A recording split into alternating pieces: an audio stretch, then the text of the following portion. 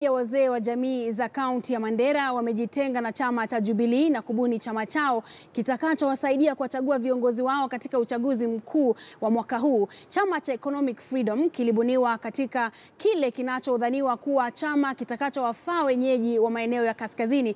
Mwanahabari Ali Manzu yuko Mandera na ametuandalia taarifa ifuatayo.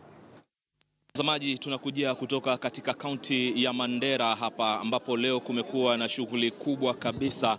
Wenyeji katika kaunti hii wamevumbua chama chao kipya kinachojulikana kama EFP, yani Economic Freedom Party, na viongozi wakuu ambao wanaendeleza chama hichi ni baadhi ya wazee wa jamii mbalimbali katika kaunti hii ya Mandera.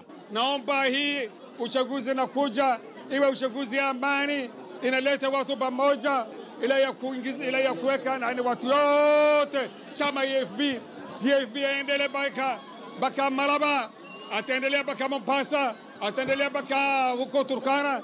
Mara mingi sana tumetafuta Jubilee, lakini leo tuko na chama yetu, sio?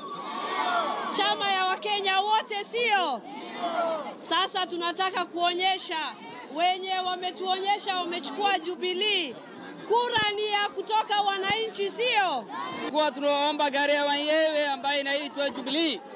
Sasa hiyo gari tumeitoka na tuko gari yetu. Ni hali ambayo imeleta mgawanyiko hasa katika kaunti hii ya Mandera, kaunti ambayo inachukuliwa kuwa na uongozi ambao unafungamana na chama cha Jubilee kupitia gavana Ali Roba. Baadhi ya wao ambao wamejitokeza siku hii ya leo wamelaumu sana uongozi ambao uko katika kaunti hii, wakisema kwamba hawajaangazia maslahi ya wenyeji. Kwa mfano, kuna matatizo mengi sana, baadhi yao yakiwa ni ukosefu wa maji, ukosefu wa chakula, na vile wanaona kwamba rasilimali za kaunti hii zinatumiwa kwa ubadhirifu. Kutokana na hayo basi, wao wenyewe wamesema kwamba watasimamisha viongozi wao na kwamba watakuwa ni wale ambao watapingana na uongozi ambao ulioko hivi sasa, uongozi ambao ulipitishwa na wazee kutoka jamii hii na kufikishwa baadaye kuchukua uchaguzi ama nyadhifa baada ya uchaguzi mkuu mwaka wa 2013. Kutoka kaunti ya Mandera, mimi naitwa Ali Manzu.